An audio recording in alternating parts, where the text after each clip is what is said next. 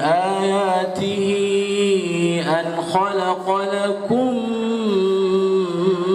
من أنفسكم أزواجا لتسكنوا إليها وجعل بينكم مودة ورحمة إن